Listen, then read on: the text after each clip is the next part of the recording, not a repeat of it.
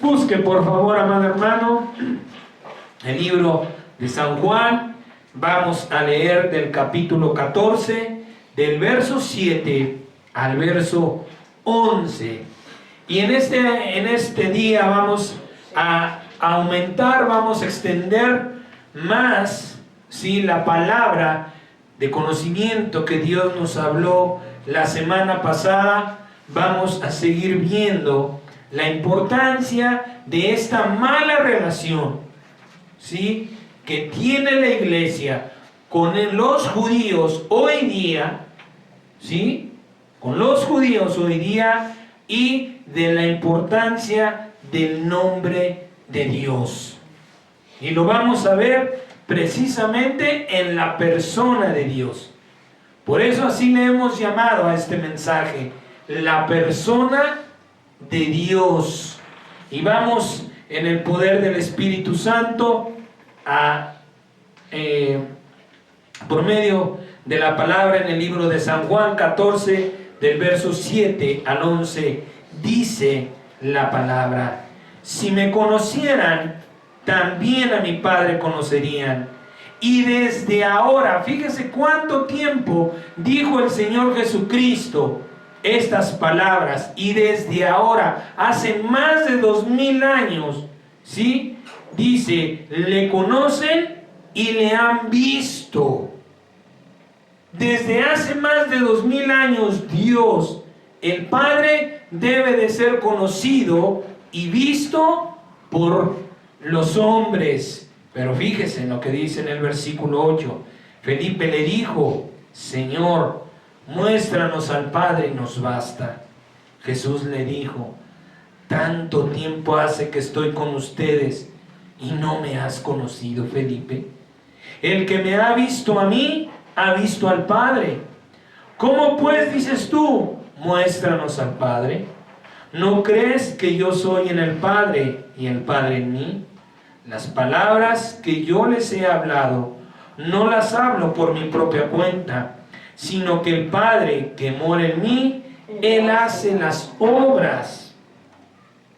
Créanme que yo soy en el Padre y el Padre en mí. De otra manera, créanme por las mismas obras.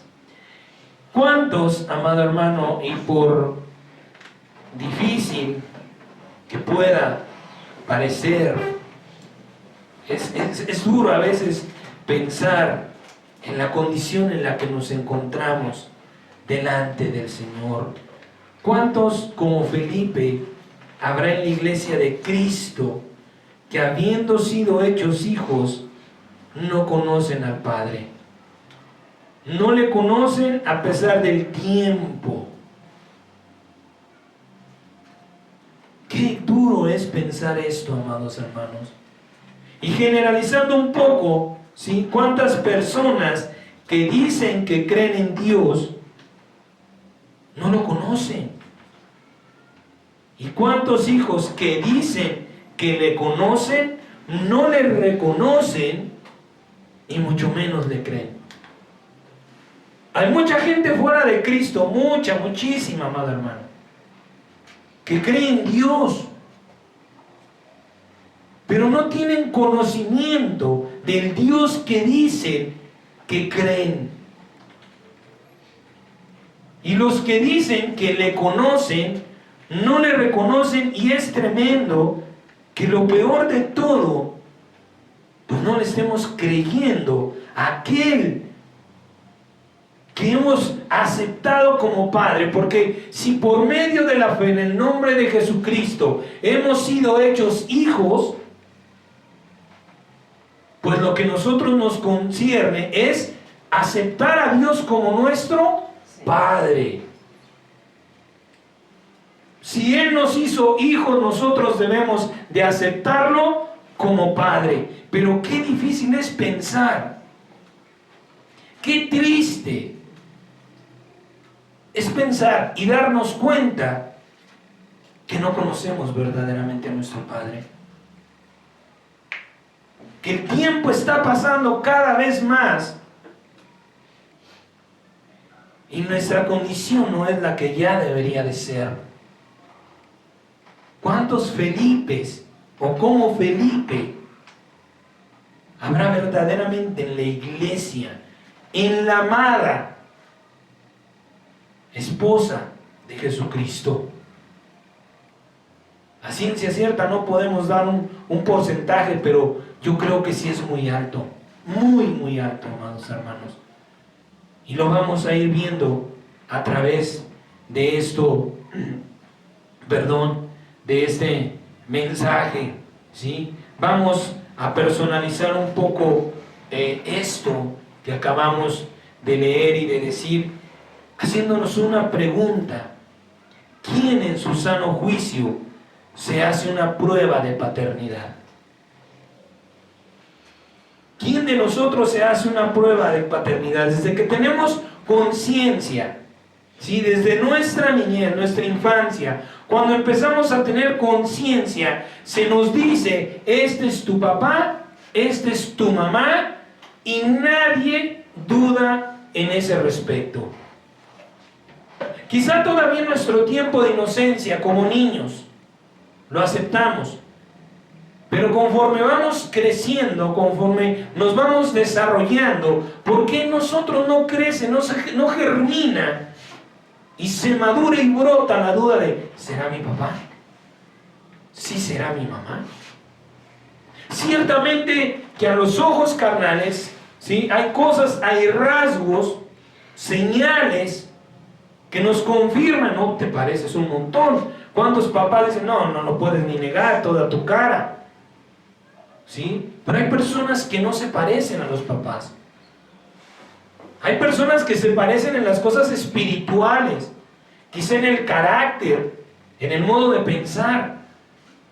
Pero aún y aunque no se parezcan en ninguna de estas cosas, nadie, al menos que yo conozca, tal vez por ahí habrá habido alguien, no lo sé, pero ciertamente que la mayoría no nos hacemos un examen de paternidad. La pregunta es: ¿por qué? ¿Por qué con Dios no hacemos lo mismo? ¿Por qué a Dios, que nos ha dicho: yo soy la verdad y la vida, por qué dudamos? ¿Por qué ponemos en duda las palabras de Dios? ¿Por qué es que no? Cada día, cada vez, constantemente, necesitamos que Dios nos esté confirmando la palabra que nos ha dado. Lo hemos dicho ya muchas veces. Para empezar a creer en Dios y a creerle a Dios, debemos convencernos de una verdad, una sola verdad: Dios no miente. Imagínense usted, piense usted, ¿qué ganaría usted en acercarse a un Dios mentiroso? Ciertamente nos estamos acercando a Cristo porque nosotros tenemos la confianza de que Él no ha mentido. Estamos aquí por la fe en las palabras. Nunca lo vimos, no vimos las obras extraordinarias que hizo en el tiempo en que debía de hacerlo, pero sí hemos visto cosas maravillosas en nuestra vida. Pero esa fe no permanece, esa convicción siempre necesita de estar siendo alimentada. La pregunta es: ¿por qué? ¿Por qué esa condición? ¿Por qué ese pensamiento? ¿Por qué esa actitud de nuestra parte hacia aquel que nos llamó, nos rescató con su sangre, con su vida? Con su vida pagó por nuestra libertad, con su sangre nos limpió y con su espíritu nos selló. Y es impresionante, amado hermano, que alguien que ha hecho algo tan tremendo en nuestra vida, hasta ahí sea el conocimiento que tenemos de Él. Sí, yo sé que Jesucristo murió por mí, Yo sé que derramó su sangre, creo en el poder de su sangre, creo en su Espíritu Santo, porque si no, no estuviera aquí. Somos atraídos a Dios por medio de su Espíritu Santo, y ahorita lo vamos a ver más adelante. Pero ¿dónde está el conocimiento de ese al que tú llamas Padre? ¿Qué sabes verdaderamente de tu Padre? Para empezar, tenemos que tener conciencia, ¿sí? Si Dios no existe, tú tampoco. Pregúntate quién te dio la vida. Si tú vives es porque alguien te dio la vida, y no fueron tus padres, porque si fueron tus padres, ¿quién se las dio a ellos? Ciertamente que Dios existe y que Él es la vida y quien da la vida.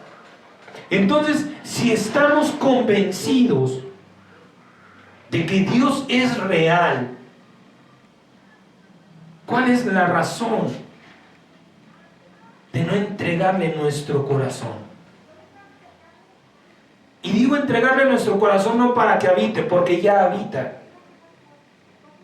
sino para amarlo en el conocimiento de Él, buscando a Dios verdaderamente. ¿Cuánta iglesia? Yo no lo sé, y no quiero parecer muy prejuicioso o estar juzgando nada más, pero lo vemos constantemente, sobre todo en las congregaciones muy grandes.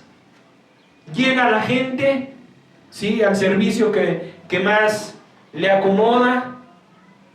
Mucha de esa gente hace del ministro, del pastor, el ídolo, y el hermano fulanito va a predicar, sí, entonces nos quedamos. A mí me tocó cuando yo servía en aquella iglesia, en aquella congregación donde Dios me llamó. Oye, está el hermano, ¿quién va a predicar? ¿El hermano Marcos? Sí, bueno, entonces sí. Y si no era el hermano, se iban. Pero es que no estamos entendiendo que no vamos a un lugar a ver un hombre, vamos a la casa de Dios, a un encuentro con aquel a quien hemos aceptado como Padre y nos adoptó como hijos. Que existe, porque si no creyéramos que existe, no nos reunimos. Por eso hay mucha gente fuera de este lugar. Por eso hay mucha gente en el mundo que no le interesa ninguna doctrina, religión o dogma, ideología, teología, lo que usted quiera. Ellos viven en su vida, en su pensamiento, y no les importa Dios. Pero lo triste es que los que pensamos en Dios, los que creemos en Dios, ¿qué tanto verdaderamente le conocemos? Yo le voy a dar brevemente un testimonio de lo que yo pienso, del por qué alcancé gracia delante del Señor. Yo también era, creyente de la iglesia católica, y a mí yo recuerdo que me dijeron que con 3 Padres Nuestros, 3 Aves Marías y 3 Salves estabas bien con Dios. Yo salía a trabajar y andaba en la bicicleta, ¿sí?, repartía la ropa en la tintorería, y cada que me subía a la bicicleta hacía mis rezos: 3 Padres Nuestros, 3 Salves, 3 Aves Marías. Y un deseo había en mi corazón. Yo le decía, no conocía a Dios por medio de Jesucristo, pero le decía, si algo me pasa, o sea, si algún carro me llegaba a atropellar o algo, permíteme terminar mis oraciones. Esa era mi fe. Y pienso que tal vez por eso, como Pablo, alcancé gracia delante de Dios, como el Señor le dijo: Pablo, eres celoso de la ley, pero te estás equivocando, te voy a mostrar el verdadero camino. Pienso que tal vez un testimonio parecido me pasó. Yo rezaba y le decía a Dios: con eso te encuentro, porque así me engañaron, me hicieron creer. Yo lo ponía por obra y le pedía antes de morir: déjame rezar porque quiero ir a ti.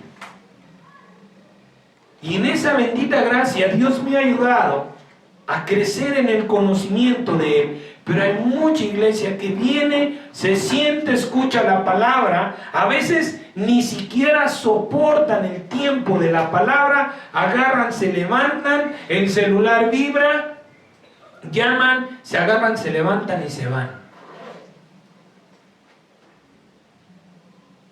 O incluso hasta dentro del mismo culto.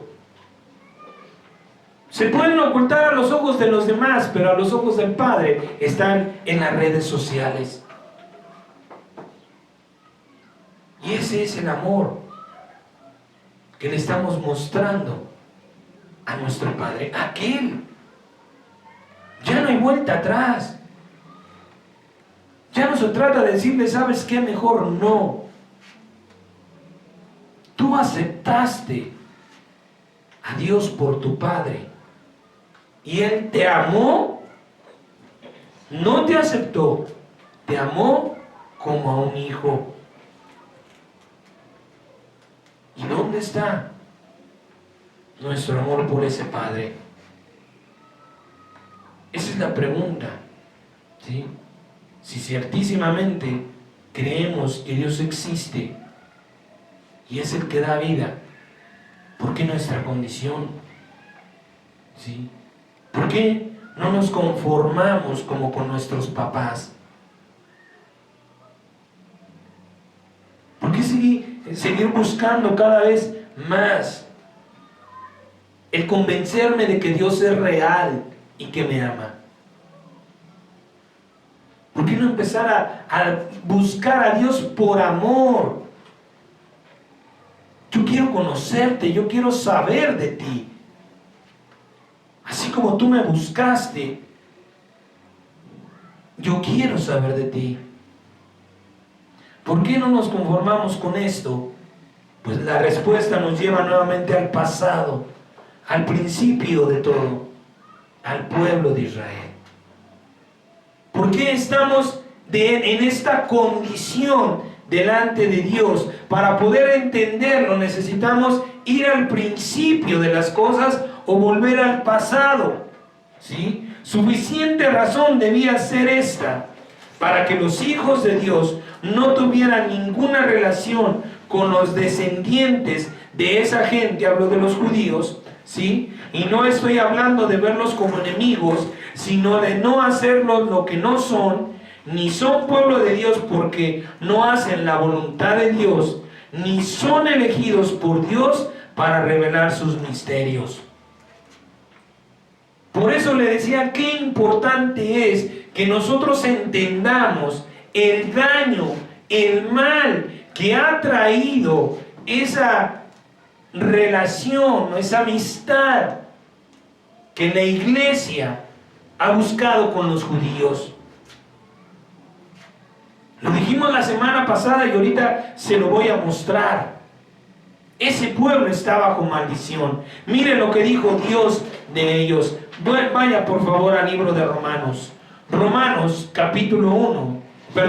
Romanos 9, del 1 al 7. Miren lo que está escrito de aquel pueblo. Aquel pueblo que Dios castigó. ¿Por qué? Porque nunca se preocupó por buscar a Dios. Abusó del amor y la misericordia. Siempre abusó de la bendición, pero nunca obedeció y respetó al Dios mismo. Y ahí va la iglesia. Mire lo que dice Romanos 9, del 1 al 7.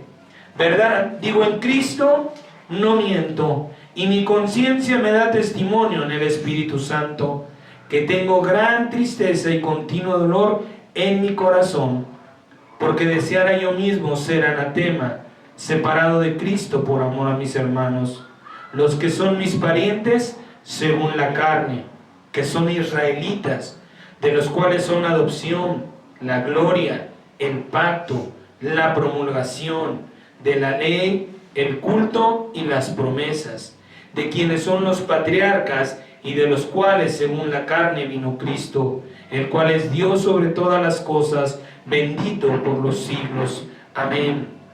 No que la palabra de Dios haya fallado, porque no todos los que descienden de Israel son israelitas, ni por ser descendientes de Abraham son todos hijos, sino en Isaac te será llamada descendencia. Sáltese al 10:21.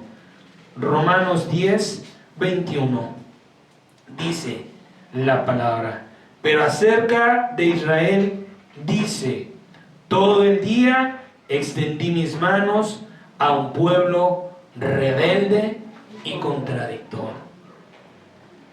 Estos textos bíblicos, esta palabra que Dios nos dio por medio del apóstol Pablo, debía ser más que suficiente para que la iglesia, ¿sí?, pusiera espacio, pusiera tierra de por medio, decimos aquí, entre los judíos y ella. Yo no tengo nada que hacer contigo. Dios ha dejado testimonio de que tú no eres digno de confiar en ti. Pero ¿cuál ha sido el problema? Por eso le digo que tenemos que regresar atrás para ver todo el mal que Israel ha venido arrastrando desde el principio, ¿sí?, que ahora se lo ha dejado a los judíos, y que triste y lamentablemente, como lo vimos la semana pasada, los judíos se lo han transmitido a la iglesia. Esta gente reprobada por Dios, ¿sí?, porque no hace su voluntad, y no solo eso, sino también por su incredulidad. El libro de Romanos, de los Hebreos, dice que Dios desechó a ese pueblo, a esa gente, por causa de su incredulidad.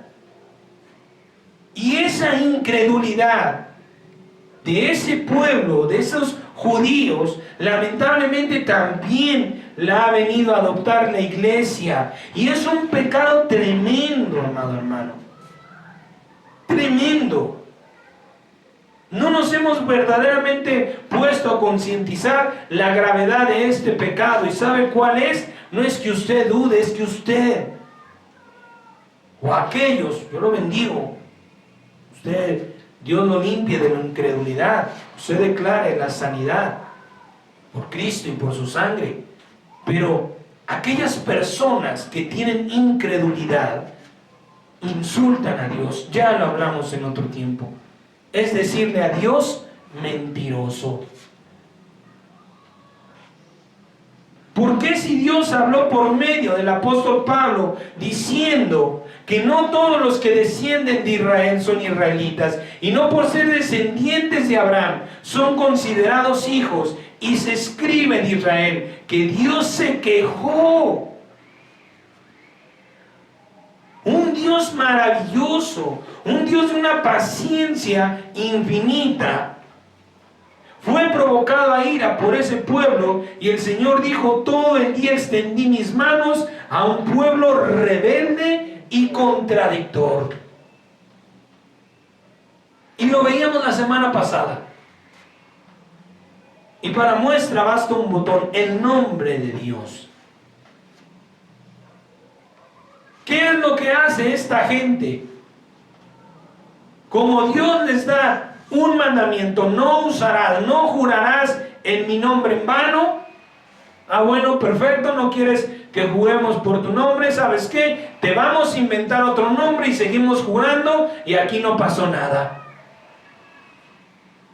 Y todo este revoltijo que crearon los supuestos judíos masoretas, ¿sí? Veíamos la semana pasada las incongruencias y las contradicciones que dicen que en el antiguo, en la escritura antigua hebrea, todo se escribía con consonantes. Usted se imagina años y años hasta que los masoretas, ¿y de dónde los masoretas sacaron las vocales?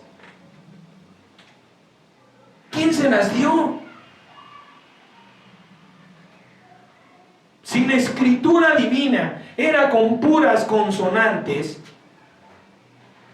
imagínense usted el lenguaje que se hablaba. Y si se podían hablar otras palabras, ¿por qué en nombre de Dios, el famoso HWH, perdón, es YWHW, así de sencillito está el nombre del Señor, ¿sí? Porque ese nombre no se podía pronunciar. Si todas las demás palabras se podían, ¿por qué el nombre de Él no?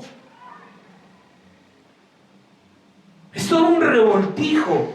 Son una sarta de mentiras, porque el mismo Señor Jesucristo dio testimonio de ellos diciendo, porque los conocía desde un principio. ¿Por qué los conocía? Porque había batallado con ellos, porque lo habían llevado al colmo de su paciencia, de su amor, hasta que juró por Él mismo, decir, no entrarán en mi reposo. No son dignos por su incredulidad, porque todos estos 40 años no se han cansado de decirme mentiroso, aunque han visto que cumplo lo que digo. Y sí nos podemos sentar a señalar a los israelitas. Se pasan, no inventen lo que vieron. Pero ¿y tu iglesia? Pero ¿y tú, hijo de Dios? ¿En verdad puedes decir que no eres como aquella gente? Y ahorita lo vamos a ver. Usted se va a responder unas preguntas que Dios le va a hacer, ¿sí? La pregunta es, entonces, ¿por qué con estas referencias, con esto que está escrito, la iglesia de Cristo se ha relacionado con un pueblo rebelde y contradictor? ¿Se da cuenta cómo la iglesia va igual, va siguiéndole los pasos a Cristo, los pasos a ese pueblo? Si sabemos que es un pueblo rebelde y contradictor, y nos vamos detrás de ellos, dice un dicho, bien dicho, que el que con lobos ahonda, a aullar se enseña. Si tú andas con rebeldes y contradictores, el mismo libro de los Proverbios dice que el que anda con sabios se hace sabio, aprende a ser sabio. El que anda con rebeldes y contradictores se va a hacer lo mismo, rebelde, contradictor. La iglesia le va siguiendo los pasos por una amistad, por una relación que Dios nunca mandó a que fuera. Por eso Dios separa las cosas: un Antiguo Testamento, un Nuevo Testamento, un Jehová, un pueblo, un Jesús, una iglesia. Un pacto, otro pacto. Un sacerdocio, otro sacerdocio. El diezmo, la ofrenda. Cristo vino a modificar todas esas cosas y le encargó a su iglesia. Yo no lo sé si tal vez esto le falló a los apóstoles, no lo sé. Al menos en la Biblia no aparece. Pero muchas veces el Señor les dijo: no se junten con los escribas y los fariseos. No anden con ellos. ¿Cuántas veces delante de sus apóstoles los llamó hipócritas, mentirosos, ciegos, falsos, hasta ladrones? ¿Y qué fue lo que hizo la iglesia? Hacer amistad, a relacionarse con esas personas, y ahí estamos pagando las consecuencias. ¿Por qué está bajo maldición esa gente? San Juan capítulo 8, 44. Vamos a verlo bíblicamente. San Juan 8, 44 dice, hablándole el Señor Jesucristo, enfrentando a esos judíos, les dijo: ustedes son de su padre el diablo, y los deseos de su padre quieren hacer. Él ha sido homicida desde el principio y no ha permanecido en la verdad, porque no hay verdad en él. Cuando habla mentira, de suyo habla, porque es mentiroso y padre de mentira. Jesucristo, en su autoridad, maldijo a esa gente, esa generación. Escuche bien, Él maldijo esa generación a la que le habló. Pero ¿por qué la maldición permanece hasta el día de hoy? No, el Señor Jesucristo, ahí está el texto bíblico, nunca les dijo ustedes y sus hijos, hasta la tercera y cuarta generación, o hasta el último judío será hecho hijo del diablo. Jamás lo dijo. Él se lo dijo a aquellos que escucharon, a esa nación. Entonces, ¿por qué la maldición permanece? San Mateo, por favor, San Mateo 27, del 22 al 25, dice la palabra. Cuando el Señor había sido entregado a Pilato, y Pilato trataba de defenderlo, dice San Mateo 27, 22, Pilato les dijo: ¿qué pues haré de Jesús llamado el Cristo? Todos dijeron: sea crucificado. Y el gobernador les dijo: pues, ¿qué mal ha hecho? Pero ellos gritaban aún más diciendo: sea crucificado. Viendo Pilato que nada adelantaba, sino que se hacía más alboroto, tomó agua y se lavó las manos delante del pueblo diciendo: inocente soy yo de la sangre de este justo, allá ustedes. Y mire lo que le respondieron. Y respondiendo todo el pueblo dijo: su sangre sea sobre nosotros y sobre nuestros hijos. La maldición de los judíos permanece hasta el día de hoy por la incredulidad de los que vivieron el tiempo del Señor Jesucristo, porque no le creyeron a Él. Porque a pesar de que vieron las obras, porque claro que vieron obras, no pueden decir: ay no, pero es que las obras de Cristo nada más las vieron los judíos. No. ¿Por qué le seguía tanta gente? La Biblia dice que se acercaban a donde Él estaba para llevar a sus enfermos, y todos eran sanados, y todos eran liberados de demonios. ¿Dónde están todos aquellos más de 5,000 personas que comieron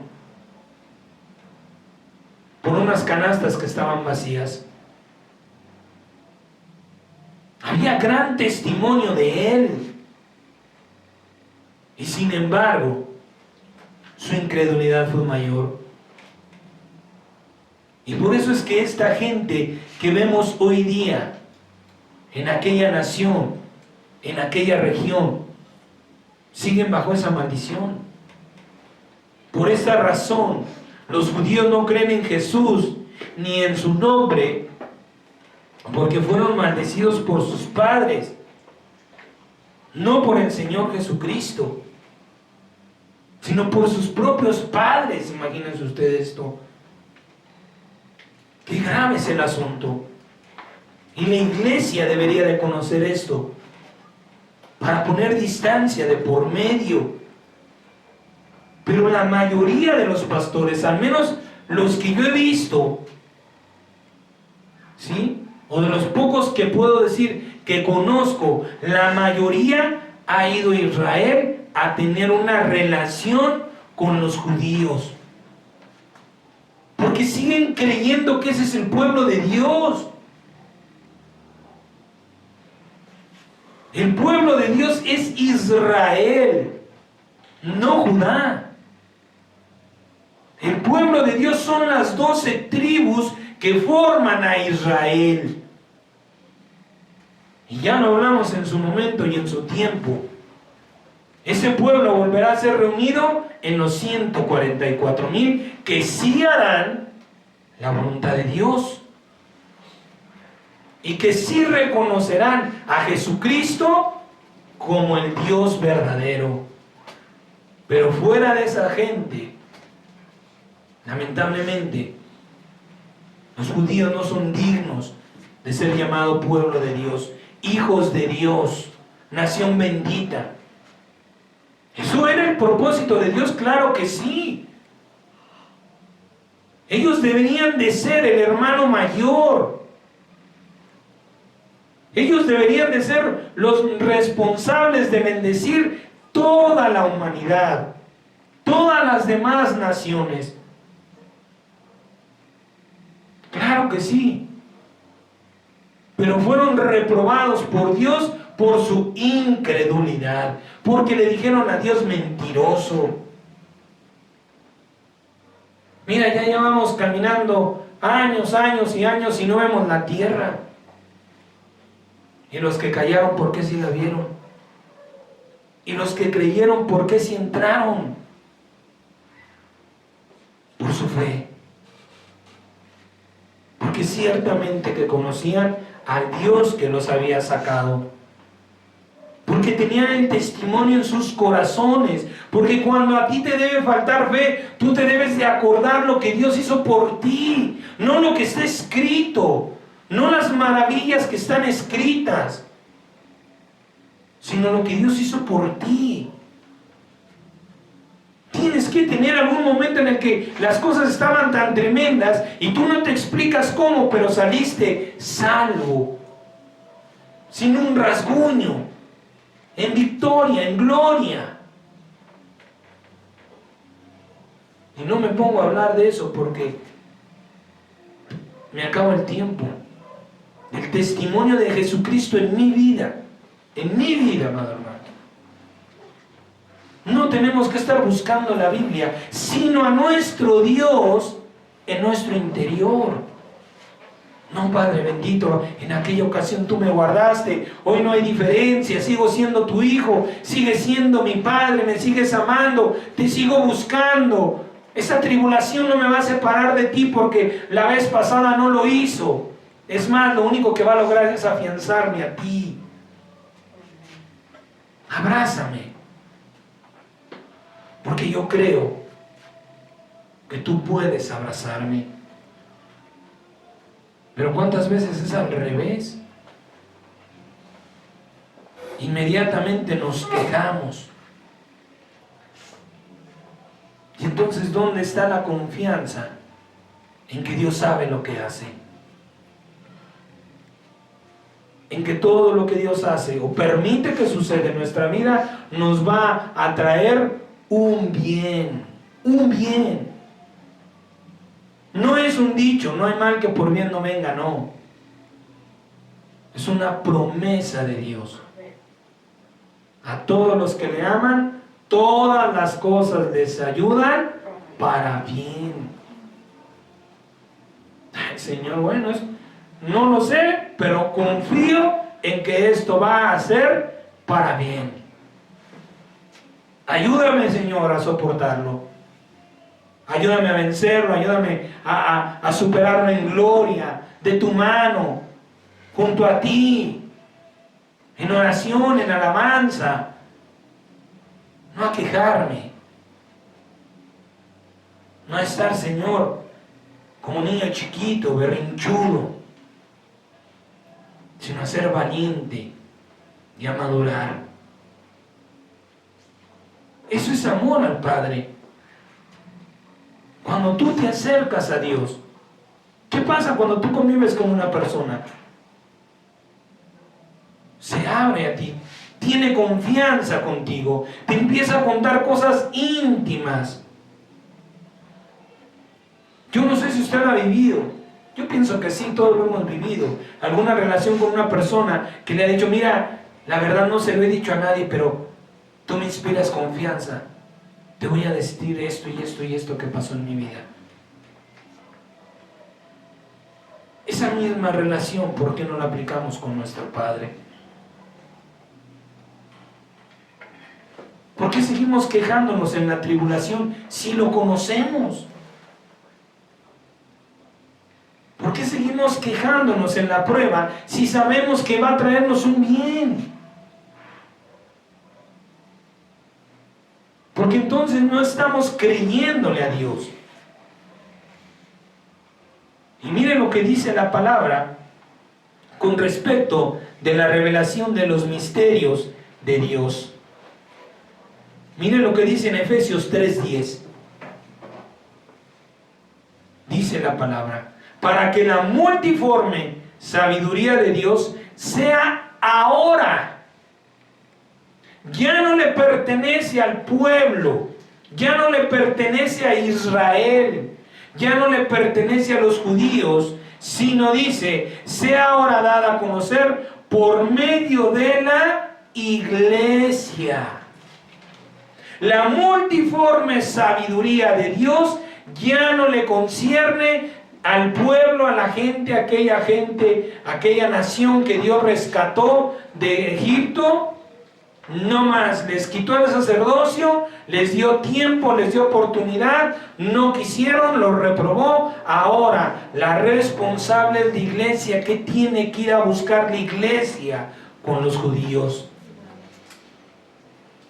¿Qué le puede pedir la iglesia a los judíos cuando tiene el Espíritu Santo? Dice el libro de los Corintios que las cosas de Dios, el único que las conoce es el Espíritu Santo, y ese Espíritu es el que Cristo Jesús nos concedió. ¿Qué tenemos que ir a buscar con la gente que reprobó Dios? Y ahí está la iglesia, y ahí está el porqué. La iglesia no conoce, no ama el nombre de Dios y no conoce a Dios, al Padre. ¿Sí? Si Dios no miente, ¿cuál es la razón de la iglesia en buscar a aquellos que contradicen y se revelan a Dios?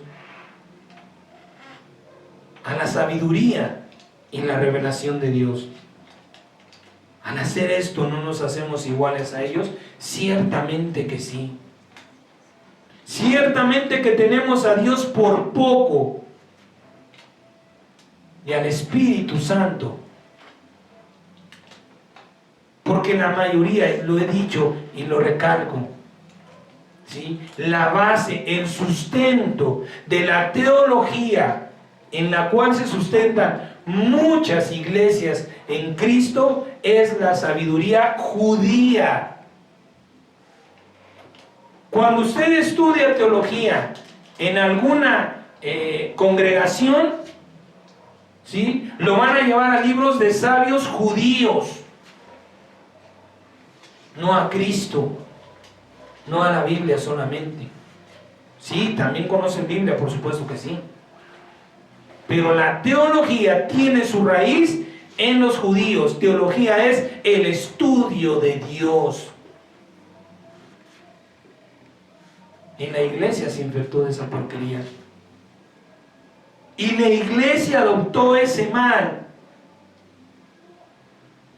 Cuando en lugar de ponerse a estudiar a Dios, tú te pones a amar a Dios, más cosas verás. Porque cosa que ojo no vio, ni oído yo, son las que Dios ha preparado para los que le aman. Dios, no la sabiduría de los judíos. Eso lo debería de saber la iglesia de Cristo. Por creerle al diablo, los israelitas le cambiaron a Dios, y por creerle a los judíos, la iglesia no conoce, ni reconoce, ni le cree a Dios. Y digo esto porque aún se alaba y se nombra más el nombre de Jehová que el nombre de Jesucristo en la iglesia y por los hijos, y se lo voy a probar. Juan capítulo 10, 33, por favor. San Juan capítulo 10, 33, dice la palabra: le respondieron los judíos diciendo, por buena obra no te apedreamos, sino por la blasfemia, porque tú, siendo hombre, te haces Dios. Aquí vienen las preguntas importantes para su corazón. Si usted tuviera que encontrar a su hijo o a su papá o a su mamá de entre todas las personas que hay en el mundo, ¿la reconocería? Ciertísimamente que sí, porque le conoce, le reconoce. Aquí viene la pregunta importante. Si usted tuviera que identificar a Jesucristo de entre todos los hombres del mundo, ¿lo reconocería? Si yo le dijera, ¿sabes qué? Ve y búscame a Jesús Nazareno de entre todos los hombres del mundo, ¿usted sabría cómo encontrarlo? ¿Sabe por qué no? Porque no le conoce, no le reconoce. Probado está, amada iglesia. Probado está que aquel a quien le dices tu padre, no lo amas como a tu padre. No lo buscas como tu padre. Ciertamente que no. No podría usted identificarlo. ¿Qué sabemos de él para identificarlo?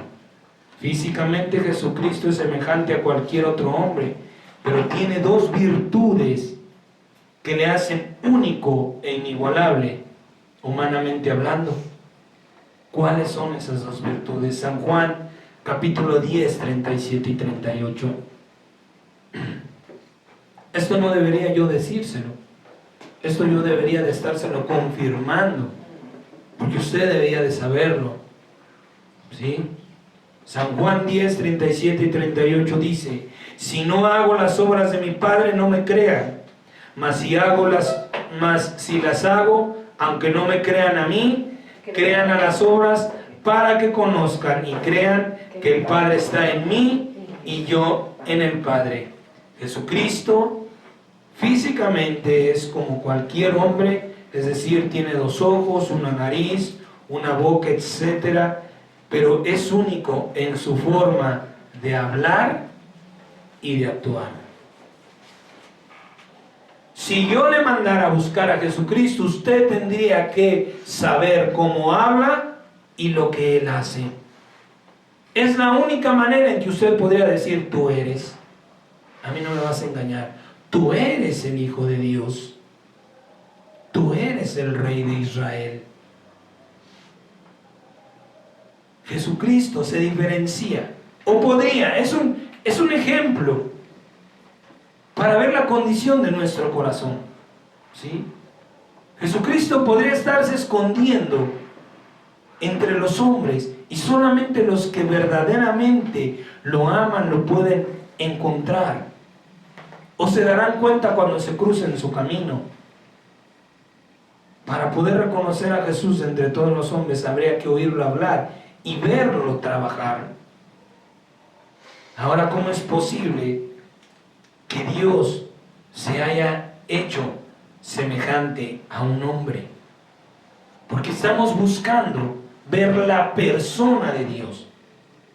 Así se llama este mensaje. Si no podemos identificar a Jesucristo por medio de esas virtudes, ¿cómo nos vamos a dar cuenta si tuvimos un encuentro con Dios? ¿Cómo es posible, ¿sí?, que Dios se haya hecho a semejanza de un hombre? La pregunta es: ¿Jesús es Dios? Ciertísimamente que no. Él mismo dijo en San Juan 14, 28: han oído que yo les he dicho, voy y vengo a ustedes. Si me amaran, se habrían regocijado, porque he dicho que voy al Padre, porque el Padre es mayor que yo. Jesucristo hace ahí una diferencia, ¿sí?, entre Él y el Padre. Sin embargo, Dios sí está en Él. ¿Entiende esto? ¿Lo que le digo? No me entiende. La sabiduría de la palabra de Dios a veces es muy difícil de entender solo con palabras, ¿sí? Por esto se lo voy a materializar, se lo voy a ejemplificar, ¿sí? Materialmente, y doy gracias a Dios, a mi Señor Jesucristo, por haberlo revelado de esta manera tan clara. Primero, veamos por qué Jesús no es Dios. San Juan 4, 22, 24. San Juan 4, 22, 24 dice: ustedes adoran lo que no saben, nosotros adoramos lo que sabemos, porque la salvación viene de los judíos. Tal vez este verso bíblico sea la razón por la cual la iglesia se involucró con los judíos, pero entendamos lo que está escrito: la salvación en singular, los judíos en plural. Obviamente el Señor Jesucristo estaba hablando de Él. De los judíos saldrá el Salvador. No está escrito los judíos serán los salvadores. Dice la salvación saldrá de los judíos. Versículo 23 dice: mas la hora viene y ahora es, cuando los verdaderos adoradores adorarán al Padre en espíritu y en verdad, porque también el Padre tales adoradores busca que lo adoren. Y aquí está la clave. Verso 24: Dios es espíritu, y los que le adoran en espíritu y en verdad es necesario que le adoren. Para entender quién es Dios, necesitamos saber qué es Dios. ¿Qué es espíritu? Hebreos, por favor. Hebreos capítulo 1, del verso 1 al 3, dice la palabra: Dios, habiendo hablado muchas veces y de muchas maneras en otro tiempo a los padres por los profetas, en estos postreros días nos ha hablado por el Hijo, a quien constituyó heredero de todo, y por quien asimismo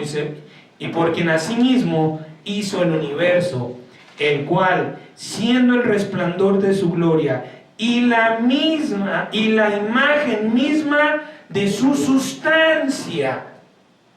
¿Qué es un espíritu? Es una sustancia. Le voy a alargar esto y se lo voy a ir aclarando con lo que significan las palabras. ¿Qué significa sustancia? Esencia. Lo que permanece de un ser más allá de sus estados. Parte más importante de una cosa en la que reside su interés. Entidad a la que por naturaleza compete existir en sí y no en otra inherencia. Dios es una sustancia infinita y absoluta. ¿Qué significa ser? Esencia y naturaleza, vida, existencia, dar el ser. Cualquier cosa creada, especialmente si está dotada de vida. Por ejemplo, los seres vivos y el ser humano. ¿Qué es esencia? Ente o ser. Lo que constituye la esencia o la forma de una cosa. La entidad del alma. ¿Qué es entidad? Conjunto de características necesarias e imprescindibles para que algo o alguien sea lo que es. Esto suena como yo soy el que soy, ¿sí? También es fíjese nada más, en lo más secular, en lo más simple, entidad también representa o significa lo más puro, lo más fino de una cosa. Sustancia es la naturaleza de Dios. No tiene imagen ni semejanza a nada ni a nadie. ¿Por qué Jesús no es Dios? Pero Dios está en Jesús, porque Dios puede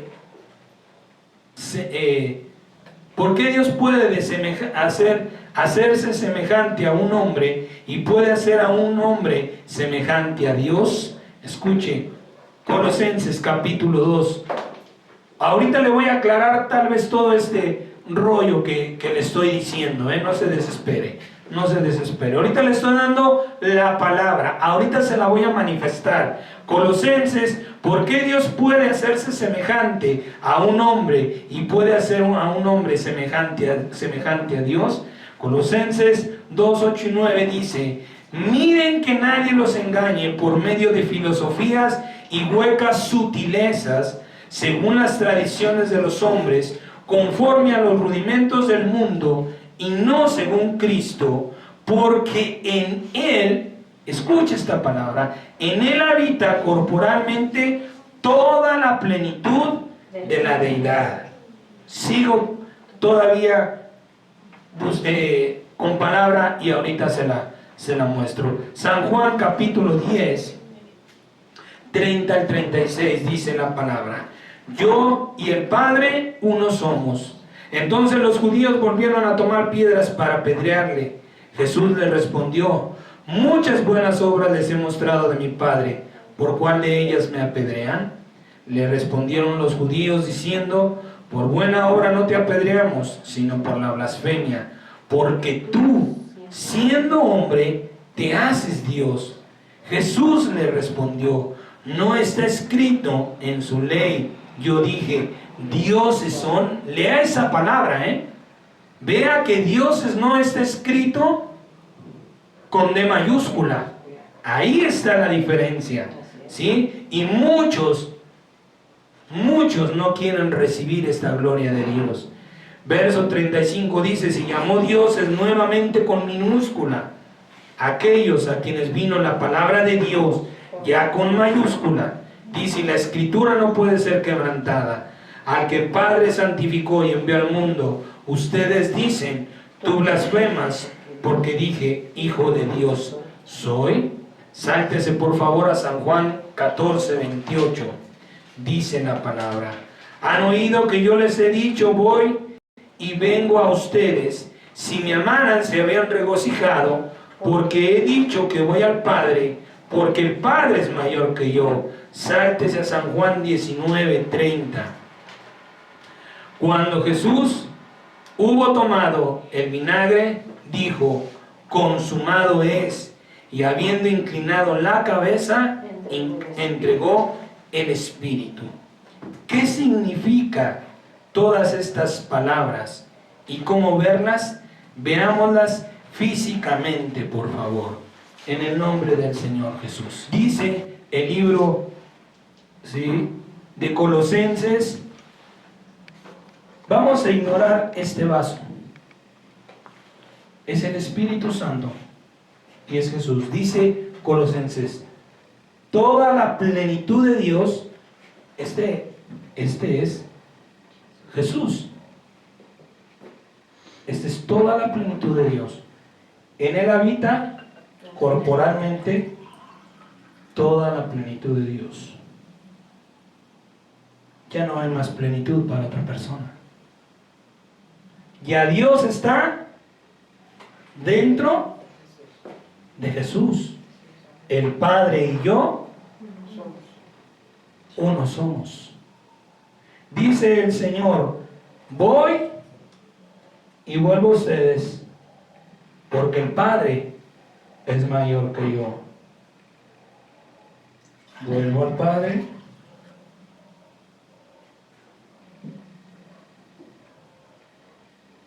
y regreso a ustedes. El Espíritu del Señor. Por el Señor, por nuestro Señor y Salvador Jesucristo, es que hemos sido glorificados, y esto se convertirá en esto.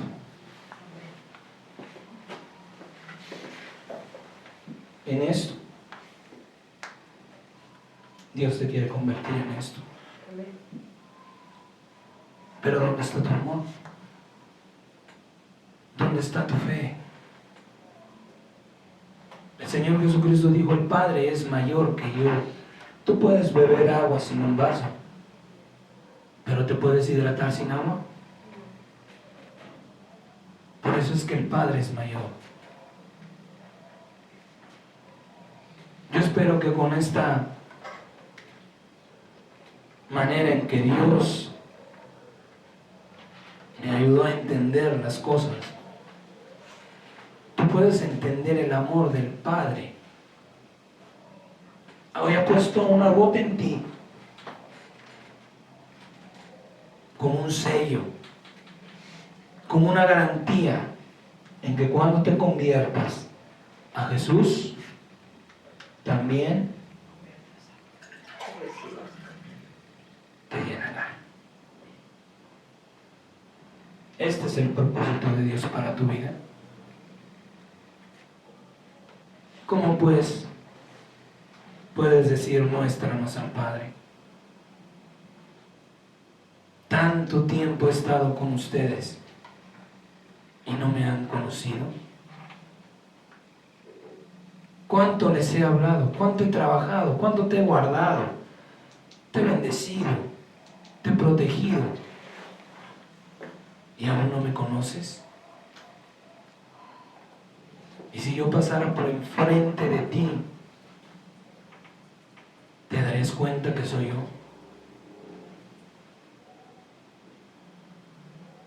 El Señor está por volver. Y en verdad, cuando te llamara, ¿tú sabrías que es Él?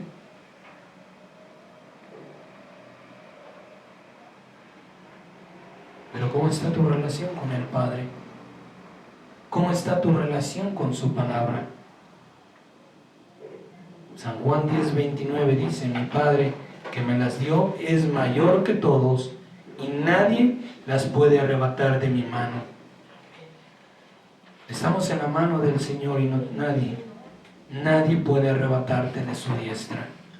Dios, con D mayúscula, se hizo a semejanza de hombre y quiere hacer hombres dioses con D minúscula. Nunca, jamás, hasta para Dios es imposible hacer a alguien, hacer de otro igual a Él, porque Él es único, inigualable, pero sí puede y quiere hacerte a la imagen y semejanza de Jesucristo, que habite en ti toda la plenitud de su deidad. Dios habita en Jesucristo, pero algún día dejará de hacerlo y lo veremos como Él es. Primera de Juan, capítulo 3, del 1 al 3, dice el Señor: miren cuál amor nos ha dado el Padre para que seamos llamados hijos de Dios. Por esto el mundo no nos conoce, porque no le conoce a Él. Amados, ahora somos hijos de Dios, y aún no se ha de manifestado lo que hemos de ser, pero sabemos que cuando Él se manifieste, seremos semejantes a Él, porque le veremos tal como Él es. Y todo aquel que tiene esta esperanza se purifica a sí mismo. Tú tienes que purificarte, nadie más, así como Él es puro. El único nombre que Dios ha dado para conocerlo y reconocerlo es el santo nombre de Jesucristo. Nuevamente, Hechos 4, 11 al 12 dice la palabra: este Jesús es la piedra reprobada por ustedes los edificadores, la cual ha venido a ser cabeza del ángulo, y en ningún otro hay salvación, porque no hay otro nombre bajo el cielo dado a los hombres en que podamos ser salvos. Cuando tú conoces a alguien, lo reconoces por su nombre.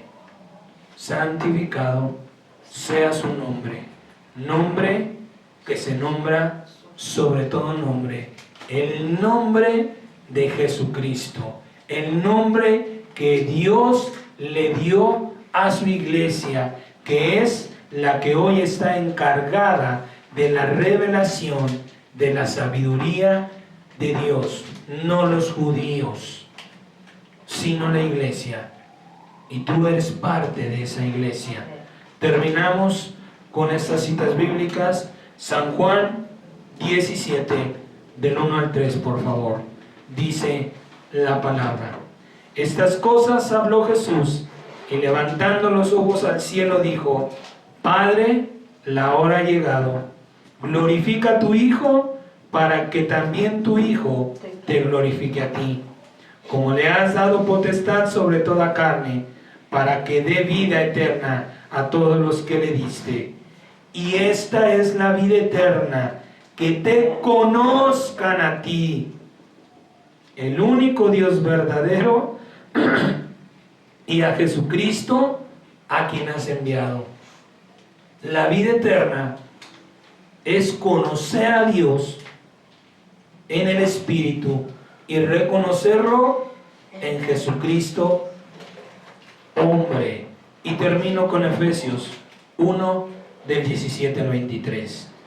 Efesios 1, del 17 al 23, dice la palabra: para que el Dios de nuestro Señor Jesucristo, el Padre de gloria, les dé espíritu de sabiduría y de revelación en el conocimiento de Él, alumbrando los ojos de su entendimiento, para que sepan cuál es la esperanza a que Él les ha llamado, y cuáles las riquezas de su gloria, de su herencia en los santos, y cuál la supereminente grandeza de su poder para con nosotros los que creemos, según la operación del poder de su fuerza, la cual operó en Cristo, resucitándole de los muertos y sentándole a su diestra en los lugares celestiales, sobre todo principado y autoridad y poder y señorío, y sobre todo nombre que se nombra, no solo en este siglo, sino también en el venidero.